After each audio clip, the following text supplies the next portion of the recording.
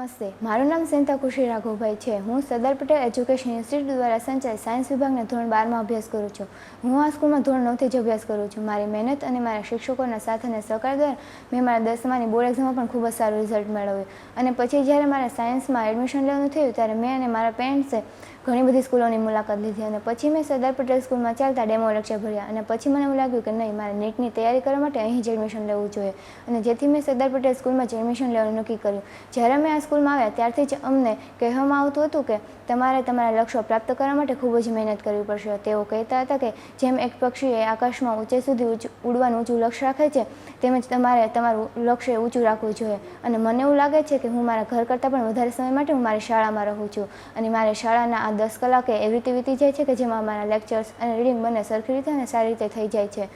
અને ક્લાસરૂમમાં અમને ભણવાની સાથે સાથે અમારી ફેકલ્ટી દ્વારા જીવનલક્ષી થોડું જ્ઞાન પણ જાણવા મળે છે। અને હવે હું વાત કરું તો અમારે નીટની ટેસ્ટનું શેડ્યુલ પણ ખૂબ જ સારી રીતે અરેન્જમેન્ટ કરવામાં આવ્યું છે, જેમાં અમારે વીકલી WFT કે જે અમારી આવનારી બોર્ડની તૈયારી માટે લેવામાં આવે છે અને 2 વીકમાં સબ્જેક્ટ વાઇઝ નીટ અને સન્ડે ઓલ સબ્જેક્ટ્સની 720 માર્કની નીટ લેવામાં આવે છે અને તેની આન્સર કી અમને એક્ઝામ પછી તરત જ આપી દેવામાં આવે છે જેથી અમે ઘરે જઈને અમારા પેપરનું એનાલિસિસ કરી શકીએ છીએ। અને જ્યારે બીજા દિવસે અમે સ્કૂલ આવીએ છીએ ત્યારે આ પેપરનું સોલ્યુશન અમારી ફેકલ્ટી દ્વારા ક્લાસરૂમમાં જ કરવામાં આવે છે અને અમે અમારા દ્વારા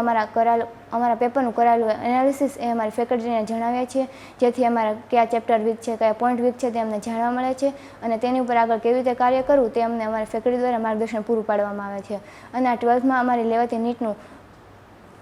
સિલેબસ એવી રીતે ડિઝાઇન કરવામાં આવે છે કે જેમાં અમારા 11થનું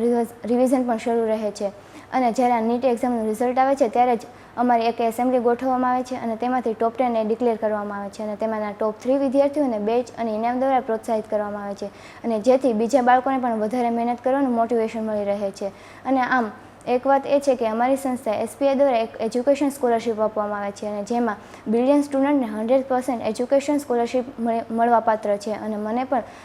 100% એજ્યુકેશન સ્કોલરશિપ મળી છે અને જેના માટે હું આ SPI સંસ્થાની ખૂબ જ આભારી છું। અને અંતે હું એમ જ કહેવા માગું છું કે જેમ પુષ્પો ભેગા મળીને એક માળા બનાવે છે, જેમ 7 રંગો ભેગા મળીને એક મેઘધનુષનું નિર્માણ થાય છે, તેમજ અમારી સંસ્થા SPIના સાથ અને સહકાર દ્વારા જ એક બાળકનું ઉજ્જવળ ભવિષ્ય બને છે। અને મને આટલા અનુભવ પછી મને એટલો વિશ્વાસ છે કે હું મારી આવનારી નીટમાં સારું પરફોર્મ કરીશ અને સારી MBBS કોલેજમાં એડમિશન લઈને મારું ડૉક્ટર બનવાનું સપનું